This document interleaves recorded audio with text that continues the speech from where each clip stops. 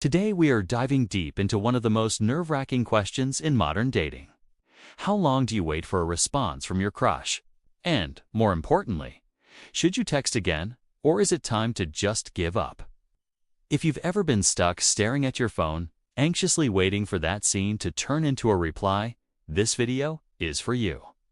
We'll unpack the psychology behind waiting, the unspoken rules of texting, and the best strategies to keep your dignity and sanity intact. First off, let's talk about why waiting for a reply feels like pure torture. It's not just you. Science backs this up. When we get a text from someone we like, our brain releases dopamine, the feel-good chemical. It's like a mini reward. But when that message goes unanswered, our brain starts playing tricks. We overthink, we get anxious, and sometimes even feel rejected, even if the other person just got busy. This wait triggers a roller coaster of emotions that can feel unbearable. Psychologists say this uncertainty activates our brain's threat detection system. We want closure, and the lack of it can keep us obsessing over every possible reason why they haven't replied yet. So, the first key to handling this is understanding that your feelings are normal. But that doesn't mean you should lose control or your self-respect. Now for the million-dollar question. How long should you wait for a response from your crush?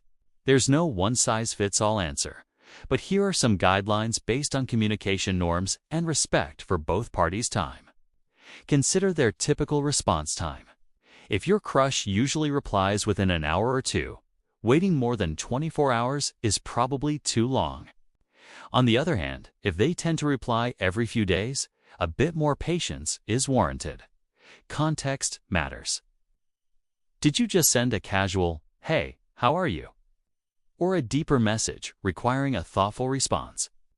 If it's casual, waiting 24 hours is reasonable. If it's a heavy or complex topic, they might need more time to think. Don't wait forever. If it's been more than 48 hours with no reply and no explanation, that's a red flag. You deserve to know where you stand. Respect your own time and feelings. Waiting anxiously day after day can drain your energy. Set a personal time limit, maybe 24 to 48 hours, after which you decide your next move. So, you waited, and no reply. Should you text again? Here's a simple rule of thumb. One follow-up text is enough. Why? Because persistence can quickly turn into desperation if you're not careful. What should that follow-up text look like? Keep it light, casual, and low pressure. For example, "Hey, just wanted to check in. Hope everything's good with you," or "No worries if you're busy. Just wanted to say hi." If you get no response after that, it's a clear sign. It's time to move on. But if they reply, great. You get clarity and a chance to continue the conversation without guessing games.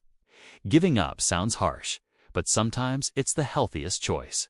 Here's when you should seriously consider it. When your texts consistently go unanswered or you get one-word replies. When your crush takes days or weeks to respond without explanation. When your efforts aren't reciprocated and you feel drained or anxious. When you realize the communication is one-sided. You're the only one initiating. Remember, respect in a relationship starts with mutual communication. If they're not putting in the effort, they may not be as interested as you are. Moving on frees you up to find someone who values your time and attention.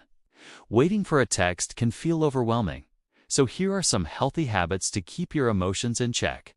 Set boundaries.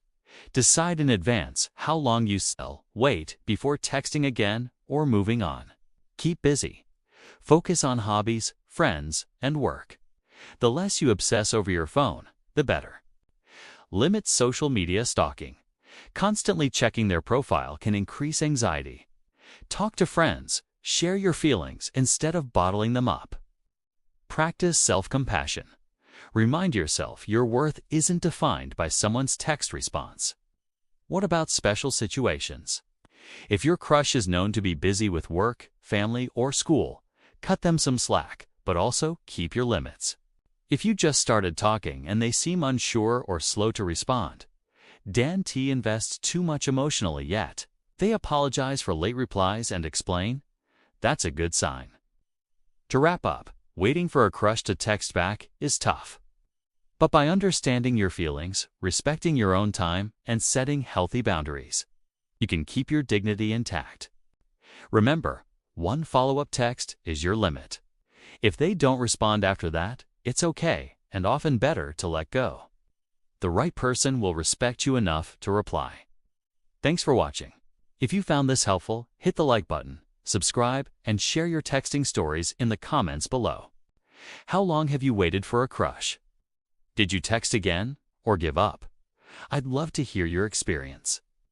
Until next time, take care of yourself and your heart.